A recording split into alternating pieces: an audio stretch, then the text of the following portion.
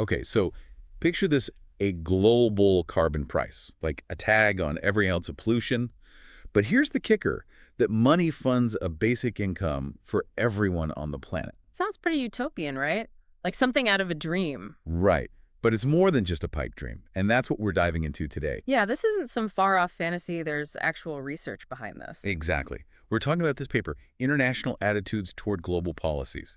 They did this huge survey, like over 40,000 people across 20 countries, rich ones, developing ones, the whole spectrum. It's pretty global in scope, which makes the findings even more interesting. Totally. And they didn't just ask if people, cared about climate change or poverty in the abstract.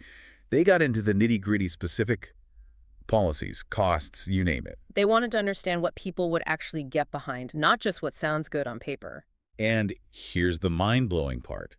There's a surprising amount of support for these global policies, even in the countries that might end up footing more of the bill. It really challenges the whole idea that wealthy nations aren't willing to contribute to global solutions. Right.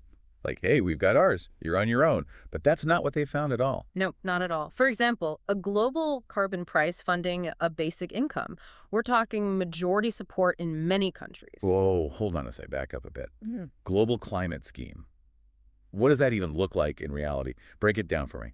Okay, so imagine a system where companies get penalized for polluting, right? They have to buy permits based on how much carbon they pump out. So they're like putting a price tag on pollution. Exactly. And that money, it goes into a global fund, which then gets distributed to every single adult on Earth as a basic income. So like a monthly check, just for existing, from a global pot of money. Precisely. The study used a figure of $30 per person per month. $30 a month. That might not sound like much to some folks. True, especially in richer countries. But remember, this is a global policy, so in many parts of the world, $30 a month is significant. For someone living on less than $2 a day, that's huge. That's a really good point. Okay, but we got to talk about the elephant in the room. That money's got to come from somewhere, right? Someone's got to pay for it. Yeah, you can't just magic up money out of thin air. Every big idea comes with costs, and this is no different. So how did the researchers address that? Did people understand there might be trade-offs? Oh, absolutely. They didn't shy away from the tough questions. In fact, they gave people really concrete examples. Like, for folks in the U.S., they estimated it could cost an extra $85 a month. Wait, $85 a month? Out of pocket? And people were cool with that. That's the thing, they largely were. Even with that potential cost staring them in the face, support for this global climate scheme thing, it remained really strong. That's wild. I mean, it's kind of heartwarming, right? Like, people were willing to chip in, even if it meant making some personal sacrifices. It really makes you wonder if we're more connected than we realize. You know, maybe we are ready to think beyond our own wallets if it means tackling these global issues. Totally. It's like a little glimmer of hope, you know what I mean? Like, maybe we can actually get our act together and work together. Absolutely. And it wasn't just this climate scheme thing. The study looked at other policies too. One that really stood out, a global wealth tax. Basically, taking a tiny percentage of the mega rich's wealth and using it to help developing countries. Whoa, now that's an idea that'll get people talking. So they were basically saying, let's tax the ultra-wealthy even across borders and use that money to fight poverty. Bold move. It's a big idea for sure. And the researchers didn't just stop there. They dug even deeper. They asked, okay, so if we have this global wealth tax, what percentage should go to developing nations? And guess what? Across the board, people were okay with a significant chunk going towards international aid. Seriously, how much are we talking here? Give me the numbers. On average, across all the countries, people were comfortable with something like 36% going towards international development, depending on the country. Wow, that's a much bigger chunk than I would have guessed. It's not just about throwing a few pennies at the problem. It's about reallocating resources on a global scale. Exactly. It's about recognizing that we're all connected and that we need to take care of each other. And it wasn't just about worth redistribution either. There was a lot of support for wealthy countries stepping up and financing renewable energy projects in developing countries. Right. Like, hey, we messed up the planet first, so let's help you transition to a cleaner future. I like it. Mhm. But here's the million-dollar question. If this research shows so much support for global action, why aren't we seeing more of it in the real world? That is the million-dollar question, isn't it? It's like everyone's on board in theory, but nothing's really changing. So what gives? Well, the research actually offers a few possible explanations. One of them is this idea of pluralistic ignorance. Pluralistic what now? That's a mouthful. Break that down for me. Yeah, it's a bit of a tongue twister.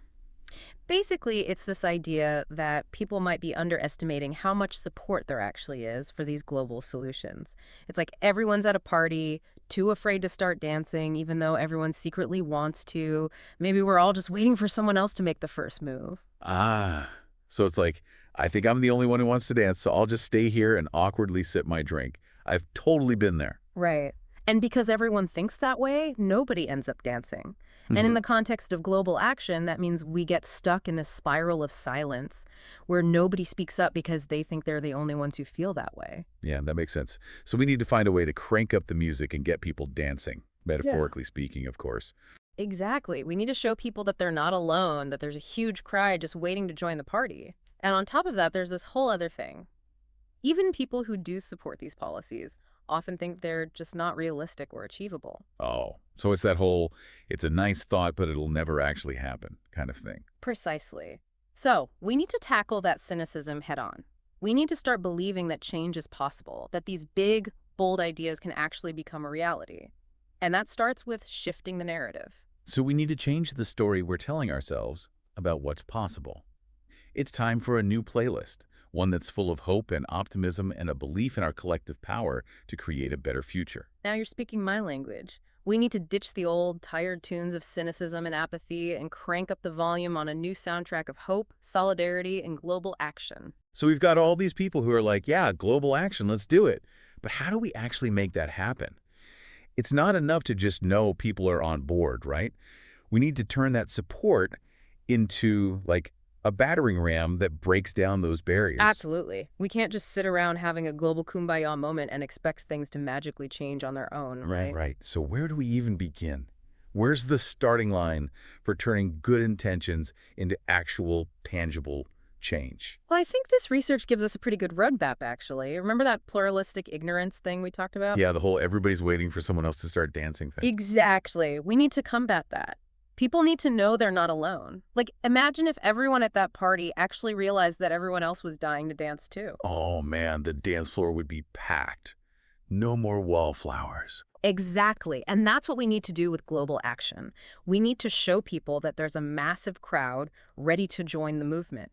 Because when people realize that, they're way more likely to speak up, to demand change, to, actually get the party started. So it's about amplifying those voices, showing the world just how many people are ready for a different kind of future. Precisely. And here's the really cool part. This research doesn't just tell us what people think, it also gives us some clues about why they think it. Remember those universalist values, that whole we're all in this together mindset? Right, like humanity, Team Planet Earth. Exactly. Well, the study found that people who connect with those values are far more likely to get behind global solutions. So it's not just about throwing facts and figures at people, it's about tapping into that deeper sense of shared humanity. It's about making it personal, showing people that these global issues, they're not some abstract problem. They're about real people's lives. Exactly. We need to tell stories, build empathy, make those connections that remind us that we're not all that different after all. Because at the end of the day, we're all just people trying to figure things out on this big, weird, beautiful planet, right? You couldn't have said it better myself. Yeah. And that's a really powerful message because it reminds us that we have more in common than what divides us. And that's something worth fighting for, It is. And it's a good reminder that this isn't just about governments or the UN or whatever. This is about all of us. We have a part to play in this, Absolutely. This research is like a giant wake-up call and saying, hey, people want change. Now let's go make it happen. Love it. So how do we do that? What can we as regular folks do to actually make a dent in these massive global issues? Well, for starters, talk about it. Seriously, talk to your friends, your family, that random person you met at the coffee shop. Share this research. Let people know that change is possible, that there are solutions out there, that they're not alone in wanting a better world. It's like that whole be the change you want to see thing, Ben. Exactly. And you know what? Sometimes that's all it takes, one conversation of one person at a time. Because those conversations, they have a ripple effect. They can inspire action, they can shift perspectives, they can change the world. And that's what this deep dive has been all about, exploring those possibilities, challenging our assumptions, and remembering that we all have a role to play in creating a more just, equitable, and sustainable future. So Keep asking those tough questions. Keep having those uncomfortable conversations. And most importantly, never underestimate your own power to make a difference. Because together, we can turn those utopian dreams into a reality.